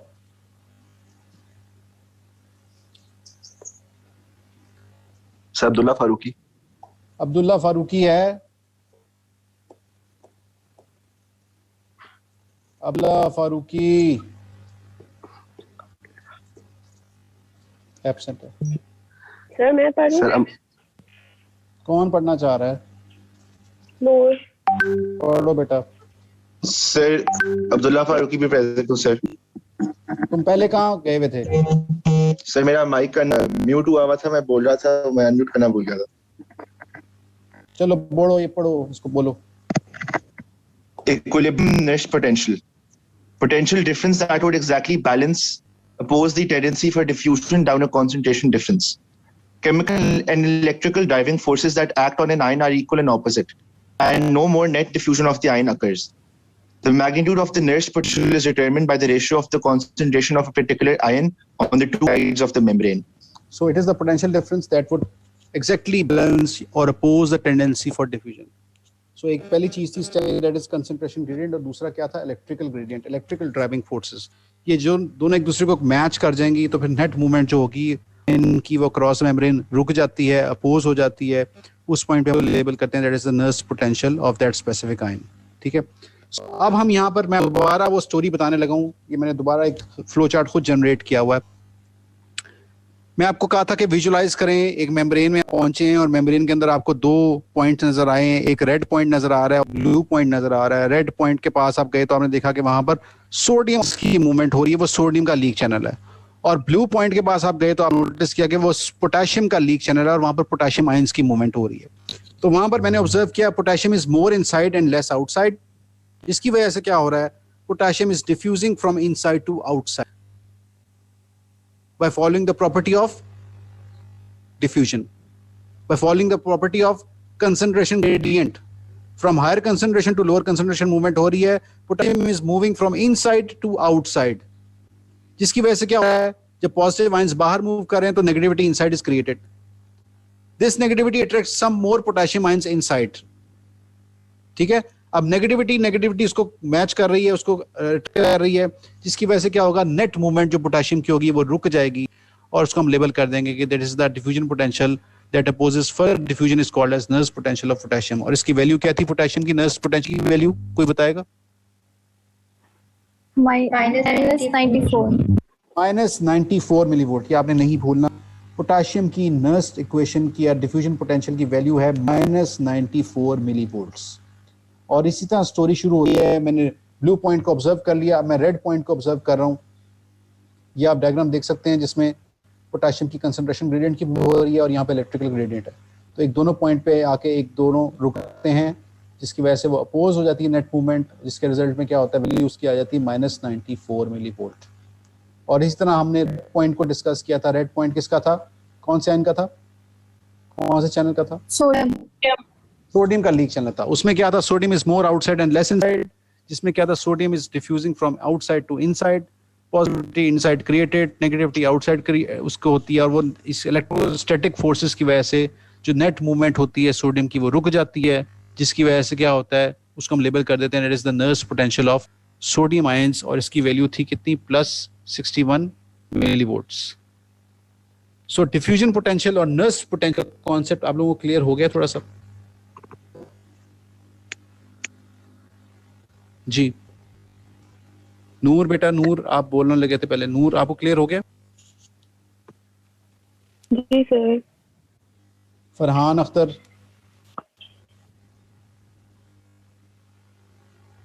जी फरहान अख्तर है ना? फरहान अख्तर है यहाँ पर? यस, मुझे भी नजर आया है सामने। फरहान अख्तर हो इधर? Yes sir, present. तुम पाकिस्तान वाले हो इंडिया वाले हो? फरहान अख्तर हैं? जी सर। पाकिस्तान वाले हो इंडिया वाले हो? पाकिस्तान वाले हो, वेरी गुड। सो फिर क्या हुआ जी, यहाँ पर हमें जो उस वक्त क्वेश्चन किया था एक स्टूडेंट ने कि जी नेट मूवमेंट क्या हो रही थी, नेट एक्टिविटी क्या हो रही थी, तो उसमें फिर जी नर्स साहब जो उन्होंने एक इक्वेशन दी थी, उन्होंने कहा था सिंगल आयन की मूवमेंट होगी और कंसंट्रेशन ग्रेडियंट आउटसाइड इनसाइड देखेंगे, तो उसकी वजह से हमने नर्स इक्वेशन से निकाल दी। लेकिन फिर उसके बाद एक और साइंटिस्ट आया था, कहा था ये सिंगल आयन तो एक बिल्कुल थ्योरेटिकल सी बात है, प्रैक्टिकल स्पीकिंग ये ऐसा मुमकिन नहीं है। ठीक है, एक ये बिल्कुल हाइपोथेटिकल बात लगती है कि सोडियम को आप सिर्फ डिस्कस करें, मतलब एट अ टाइम एक मेम्ब्रेन के अंदर मल्टीपल चीजों की हो रही है, मूवमेंट हो रही है। उसमें अभी हमने तो नोबल तो ये है कि सोडियम और पोटेशियम और कैल्शियम की डिस्कशन कर रहे हैं, बट इसके अलावा फॉस्फेट है, मैग्नीशियम है, इतने हजार आयंस की मूवमेंट हो रही है, प्रोटीन चैनल है, तो नेट मूवमेंट हो रही है, तो इट इज वेरी डिफिकल्ट। और दूसरी जो ये बात की है नर्स ने, उसने सिर्फ कह दिया कि कंसंट्रेशन इनसाइड और आउटसाइड को चेक करके देख लो, इट इज नॉट पॉसिबल। इसके अलावा भी और फैक्टर्स हैं। इसके अलावा उनकी परमेबिलिटी है, हर आयन की अपनी परमेबिलिटी, जैसे सोडियम आयन की परमेबिलिटी डिफरेंट है, पोटेशियम की परमेबिलिटी डिफरेंट है। तो गोल्डमैन ने यही बात की कि परमेबिलिटी है, हर आयन की अपनी पोलैरिटी है, हर आयन का अपना अपना कंसंट्रेशन ग्रेडियंट है, तो ये नर्स इक्वेशन जो है ना, इट इज इनकम्प्लीट। ये सिर्फ एक आयन के लिए जो कि पॉसिबल नहीं है। तो उसने फिर गोल्डमैन ने एक नया काम किया था, गोल्डमैन ने नई दी थी, उसने उसमें मल्टीपल आयंस को इन्वॉल्व किया था, उनकी कंसंट्रेशन ग्रेडियंट को देखा था, उसने उनकी पोलैरिटी को देखा था और उसकी परमेबिलिटी को देखा था, और मल्टीपल फैक्टर्स को यूज करते हुए गोल्डमैन, हॉजकिन इक्वेशन एक क्रिएट की थी जिसमें उसको हम कैलकुलेट कर सकते हैं रेस्टिंग मेम्ब्रेन पोटेंशियल या action potential across the membrane at specific time.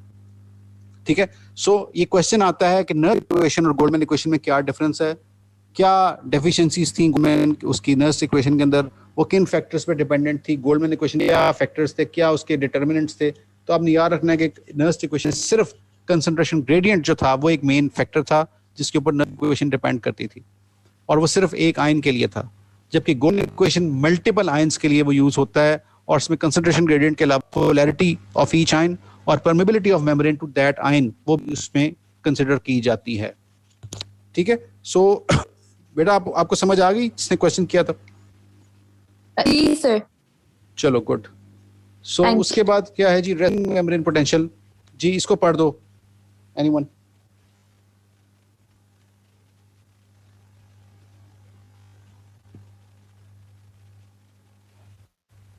Electrical potential is existing across the cell membrane and the resting state or while it is not transmitting signals is called resting membrane potential. It can be recorded with the help of cathode ray oscilloscope by placing one electron on the surface and second to the interior of the cell. It is minus 90 millivolt on inside of the cell membrane. जी बेटा very good. आपका नाम क्या बेटे, आपने पढ़ा है? रहमीन sir. रहमीन। अच्छा रहमीन, मेरे 3 क्वेश्चंस हैं, मुझे उनके आंसर दो। What is the Nernst potential of sodium ion? Sir value बतानी है या फिर value just value. -61। What is the Nernst potential of sodium ion? -94। Very bad. जी एनीवन एल्स? कोई और बताना चाहेगा? Sodium +61 millivolt. +61 है sodium. Sodium is +61 millivolt. Rahmeen sorry sir मैं सुन रही थी सर, मैंने लिखा भी हुआ है सामने रजिस्टर पे। You are not listening. मुझे अब ये आइडिया हुआ। पूरा लेक्चर सुनना है मुझे सारा पता है। अच्छा चलो सोडियम का बताओ nurse potential of sodium. Sir 94। Hello sir sodium का 94 सारा लेक्चर लिखा है तूने, गलत लिखा है। +61 और पोटेशियम का 94। मैंने अब क्वेश्चन जब किया था तो क्यों नहीं बता रही थी? चलो अब मैं दोबारा क्वेश्चन करूं? जी सर करें। यही बात है ना, वाइवे में आप कोलैप्स कर जाते हो। आता सारा कुछ है, वाइवे में जब क्वेश्चन पूछा तो आप खत्म। चलो मुझे बताओ what is the Nernst potential for potassium ions? 94 -94 -94 What is the value for resting membrane potential in a neuron? -70 millivolt। -70 या -9 millivolt भी हम कंसिडर कर लेते हैं, ठीक है। What is the value of nurse potential of sodium ion? +61। शुक्र है सर नहीं मैंने सुना है बस वो एकदम से। चलो ये क्या है जी, कैथोड रे ऑसिलोस्कोप से हम चेक करते हैं। अब बस सिर्फ एंड पर मैंने एक चीज आपको सिर्फ बतानी है, दैट इज ये इक्वेशन। यस पोटेंशियल अब हमने -90 प्रूव करना है, जो बुक में आपके लिखा हुआ है, इसमें गाइटन में -90 मिलीवोल्ट उन्होंने बताया हुआ है। तो पोटेशियम का नर्स पोटेंशियल -94 मिलीवोल्ट होता है, नर्स पोटेंशियल सोडियम का +61 मिलीवोल्ट होता है। इन दोनों इक्वेशंस को या दोनों आयंस को अगर हम जब कैलकुलेट करते हैं गोल्डमैन तो हमारे पास वैल्यू आती है -86 मिलीवोल्ट्स। और इलेक्ट्रोजेनिक पंप जो है उसकी जो सिग्निफिकेंस है दैट इज -4 मिलीवोल्ट। तो -4 और -86 स्क्वायर तो हमारे पास रेस्टिंग मेम्ब्रेन पोटेंशियल की वैल्यू आ जाती है, दैट इज -90 मिलीवोल्ट। ये बेटा एक दफा कोई रिपीट कर दे, एनीवन?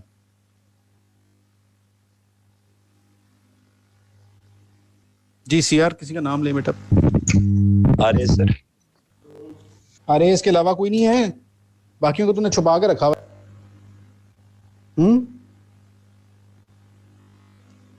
पहली बार नाम लिया आरएस का सर, मुझे आता और आवाज आई आपको? चलो आरएस तुमने पैसे आने से समझा देगा। समझा दूं? सर आपको आवाज आ रही? जी मुझे आवाज आ रही है बेटे, समझाएं। इधर कुछ स्टूडेंट को समझ नहीं आई, आपने समझाना है। चलो शाबाश। सर गोल्डमैन इक्वेशन लगा के बेसिकली सर जो आंसर आता है वो -86 मिलीवॉट पोटेंशियल आता है। लेकिन ये स्टूडेंट है यहाँ पर, वो पूछ रही -4 और +61 की, वो कंफ्यूजन उसको होगी, जरा समझा दो वो क्या हो रहा है, इसके क्यों आ रहा है -94 और +61? सर पोटेंशियल डिफरेंस है, टोटल एक डिफरेंट इक्वेशन है, वो एक पर्टिकुलर आयन की रेस्टिंग मेम्ब्रेन पोटेंशियल डिफरेंस के ऊपर बेस करता है। गोल्डमैन इक्वेशन निकालते हैं, वो बुक के अंदर दी हुई आप देख सकते हो। उसमें आउटसाइड और इनसाइड की कॉन्सेंट्रेशन लेते हैं आप, सोडियम, पोटेशियम और क्लोरीन, तीनों आयंस की। उसके बाद आपके पास -86 आती है और इसमें आप ऐड करते हो जो कि इलेक्ट्रॉनिक पंप का -4 है, तो उसका टोटल आंसर -90 मिलीवोल्ट्स आ जाता है। और वो -70 भी होता है, लेकिन हम -90 बुक में हमारे जो शेयर हुआ है उसको -90 मिलीवोल्ट तक उसने प्रूव किया हुआ है। जी, यहाँ सबको समझ आ गई है? Yes sir. ये आप देखिए, आपका वही है, ये डिफ्यूजन ऑफ सोडियम की पोटेशियम की, और नेट आ रहा है -90 मिलीवोल्ट। ठीक है, बुक में ही आपके -90 मिलीवोल्ट, किसी जगह उसने -70 का जिक्र कर दिया है और कुछ जगह से -90 की, तो हम -90 को प्रूव कर रहे हैं क्योंकि प्रीवियस एडिशन में -90 ही था। तो -90 मिलीवोल्ट, ये आप देख सकते हो कि सोडियम का +61 मिलीवोल्ट आ रहा है नर्स्ट इक्वेशन, नर्स्ट पोटेंशियल, और पोटेशियम का आ रहा है -94। ठीक है, तो सर आज के लिए सर प्लीज इतना काफी है। जी, मैं बस ये आरएमपी पे ही हूँ बेटा, मैं आरएमपी पे ही हूँ, मैंने आगे एक्शन पोटेंशियल नहीं जाऊंगा। ठीक है, मैं पुरानी बात ही कर रहा हूँ। +61, थैंक यू सर। +61 आपका है सोडियम का एंड -94 इज पोटेशियम। इनको हम सॉल्व करेंगे, गोल्डमैन इक्वेशन में हमारे पास वैल्यू आ जाएगी -86 मिलीवोल्ट। -86 मिलीवोल्ट में जब सोडियम पोटेशियम पंप की वैल्यू डालेंगे, दैट इज, ये देखो -86 मिलीवोल्ट आ रही है। बोतलां पईयां काफी खाली ने ते ਉਹਨਾਂ ਨੂੰ कचरे च सुट्टना नहीं वैसे। मैं देख लूंगी। ठीक है, -86 मिलीवोल्ट आएगा। 86 मिलीवोल्ट में इलेक्ट्रोजेनिक पंप की वैल्यू डालेंगे तो -90 मिलीवोल्ट आ जाएगा। ठीक है, बस मुझे ये बता दें कि रेस्टिंग मेम्ब्रेन पोटेंशियल में आउटसाइड जो पोलराइज स्टेट हमने लेबल की थी, वो पोलराइज स्टेट हम क्यों कहते थे? जी, कोई बताएगा?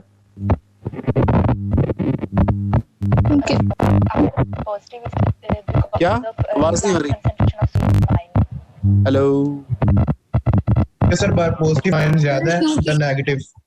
बाहर पॉजिटिविटी ज्यादा होती है और इसलिए हम उसको लेबल करते हैं एज पॉजिटिवली चार्ज एरिया, और inside is negatively charge area. बाहर पॉजिटिव इनसाइड नेगेटिव है, तो ये पोल्स बन गए, बाहर पॉजिटिव पोल, अंदर negative. labeled as polarized state when there is no electrical activity, when there is no nerve impulse traveling. ठीक है, when there is no electrical wave. Clear है यहाँ? सर एक क्वेश्चन, इलेक्ट्रोजेनिक पंप का हम क्यों ऐड करते हैं उसमें? इलेक्ट्रोजेनिक पंप को क्यों ऐड करते हैं? जब हम ये एक्शन पोटेंशियल पढ़ेंगे ना, फिर मैं आपको बताऊंगा इलेक्ट्रोजेनिक पंप का रूल क्या है। ठीक है, लेकिन अभी तक मेरी बात पे ट्रस्ट कर लो, ट्रस्ट मी, बिलीव मी, कि ये -4 का रोल इसलिए हमने रखा हुआ है। जब एक्शन पोटेंशियल की डिफरेंट फेजेस करेंगे तो मैं आपको बताऊंगा वो -4 का रोल क्यों इतना इंपॉर्टेंट है। सोडियम पोटेशियम पंप अगर ना हो तो आरएमपी क्यों इफेक्ट होता है। ठीक है, ये एमसीक्यूज के लिए आप याद रख लेना, ये डिफरेंट आपके लेटेस्ट एडिशन में है values RMPs in different muscles, different areas, कितनी आरएमपी की वैल्यू एमसीक्यूज हैं सारे।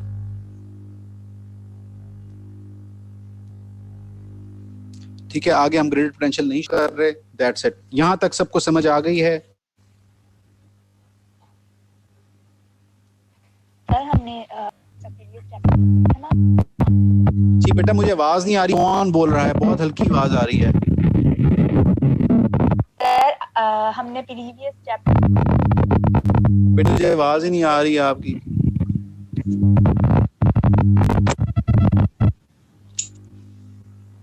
अब आ रही है सर? जी अब आ रही है। पहले क्या किया हुआ था तुमने? माइक को कहाँ रखा हुआ था? सर वो पहले हैंड फ्री लगाई थी, अब मैंने उतार दी। पहले उतार देनी थी, मुझे लग रहा था तू पता नहीं कहाँ पहाड़ों से बोल रही है। चलो बताओ क्या नाम है आपका? पहले नाम बताया करो। सर मैं ये पूछ रही थी कि हम, नाम क्या है आपका? कौन हो? फाइजा अरशद। जी फाइजा, क्या है? अरशद।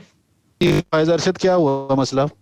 सर मैं ये कहती हूँ, हमने प्रीवियस चैप्टर में हमने पढ़ा था नर्स पोटेंशियल, वो फैसिलिटेटेड डिफियन में। अच्छा,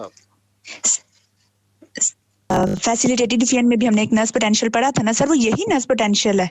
नर्स पोटेंशियल तो नहीं था, वो तो वी मैक्स था फैसिलिटेटेड डिफियन में। सर हमने हाँ नहीं था, मैम ने पढ़ाया सर। इससे आगे एक छोटा सा टॉपिक था नर्स पोटेंशियल का भी।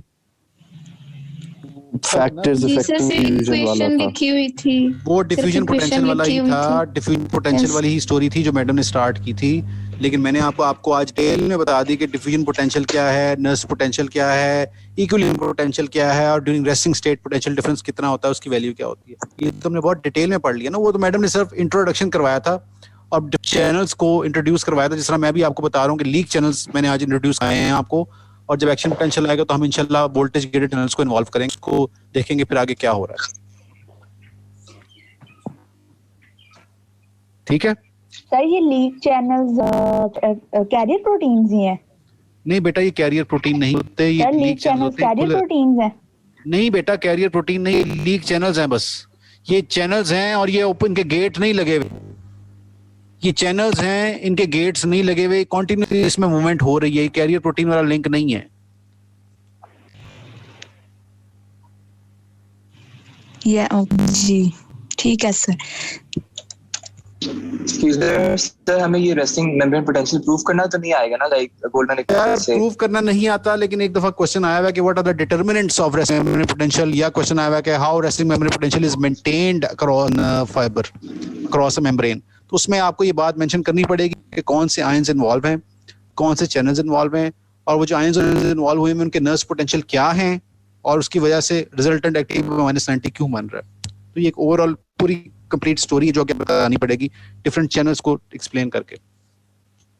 ये क्वेश्चन यूएचएस में आया है कि हाउ, क्वेश्चन आया है हाउ वैल्यूज हैं कितनी कुछ 200 वैल्यूज हैं, 3 वैल्यूज हैं। सर ये 142 वाली मैं कह रहा हूँ कि 142 वो आपको याद नहीं करनी है, आपने सिर्फ सिंपल स्टोरी ये पूछेंगे how resting membrane potential is maintained, आपने बताना है कि it is maintained through the leak channels and sodium potassium pump. Leak channels में ये कि सोडियम के लीक चैनल्स में आउटसाइड टू इनसाइड मूवमेंट हो रही है, जिसकी वजह से डिफ्यूजन पोटेंशियल और नर्स पोटेंशियल और इक्विलिब्रियम पोटेंशियल क्रिएट हो रहा है, जिसकी वजह है +61 मिलीवोल्ट। इसी तरह पोटेशियम के लीक चैनल्स इन्वॉल्व हैं, जिसमें उनकी मूवमेंट हो रही है फ्रॉम इनसाइड टू आउटसाइड, और उनका नर्स पोटेंशियल या उनका जो इक्विलिब्रियम पोटेंशियल है उसकी वैल्यू -94 मिलीवोल्ट है। और इन दोनों को इनकी जो मूवमेंट हो रही है cross line through the leak channels क्यों इन्वॉल्व है? बिकॉज कोई ट्रिगर नहीं मिला, कोई स्टिमुलस नहीं मिला, इसलिए लीक चैनल इन्वॉल्व है। जब ट्रिगर मिल जाएगा, स्टिमुलस मिल जाएगा, तो फिर आपकी वोल्टेज गेटेड चैनल्स एक्टिवेट हो। तो जब ये ट्रिगर नहीं मिला, जब कोई नर्व इंपल्स ट्रैवल नहीं कर रही, तो लीक चैनल्स इन्वॉल्व हैं।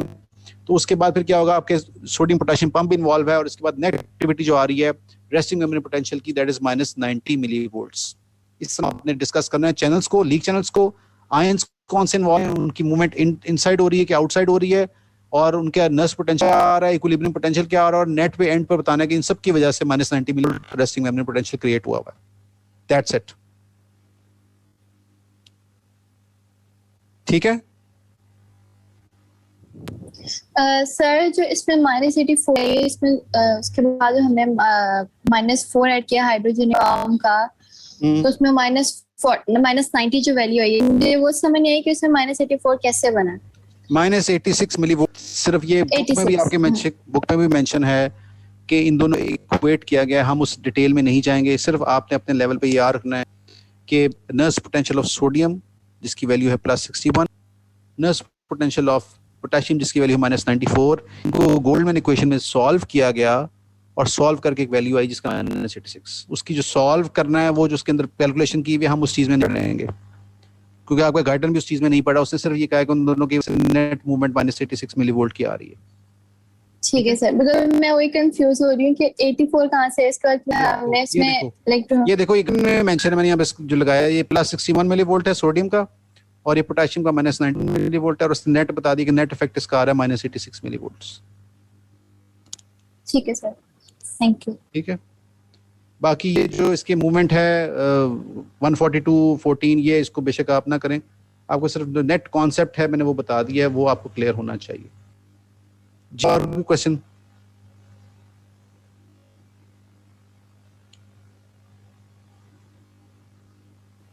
सर मैंने एक प्रीवियस टॉपिक से क्वेश्चन पूछ लो।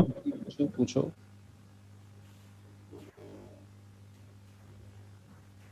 सर कौन हो, पहले नाम बताओ। सर अहमद।